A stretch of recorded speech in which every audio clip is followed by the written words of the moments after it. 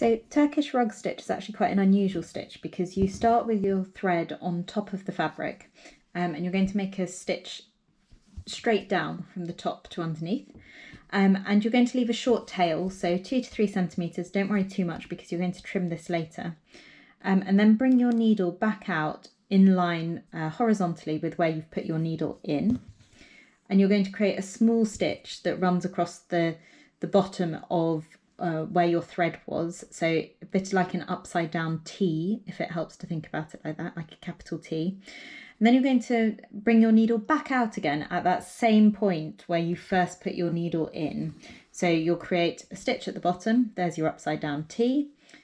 And now this time around, you're going to do a very similar thing, but you're going to loop your thread. So bring your needle a little way along, still on this horizontal line, and bring it back out at the same point as that previous stitch went in. And just hold your thread so that you can make sure it does create a loop. And now you're going to make that horizontal stitch. And the horizontal stitch traps your thread down so that when we cut these loops in a minute, that won't come undone. So you always work making one horizontal stitch like that, and then one loop. And it's a series of bringing your needle in from right to left and creating a little stitch on the fabric. So when you're doing the loop, that stitch is underneath on the reverse of the fabric, and then you do your horizontal stitch.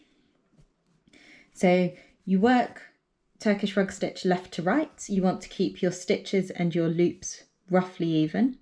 I'm doing this quite big so that you can see what I'm doing, but actually you'd probably work it slightly smaller than this, and you'll see why in a second, because the idea of this is that it creates a really nice thick pile and kind of creates like a tassel on your fabric.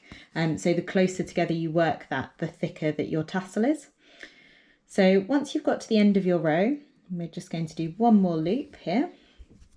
You then want to fasten your thread off. So take your needle through to the back of your thread, back of your fabric, and loop your thread underneath one of those existing stitches. Oh, I've pulled my loop through, so just pull that back again. So pull that under there like that, and that will stop it from coming undone. Cut your thread off.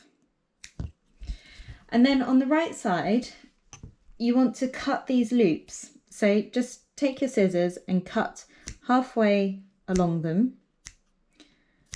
And you can see how this starts to create a tassel effect. Now I've actually used all 6 of the stranded threads here to create a nice dense tassel.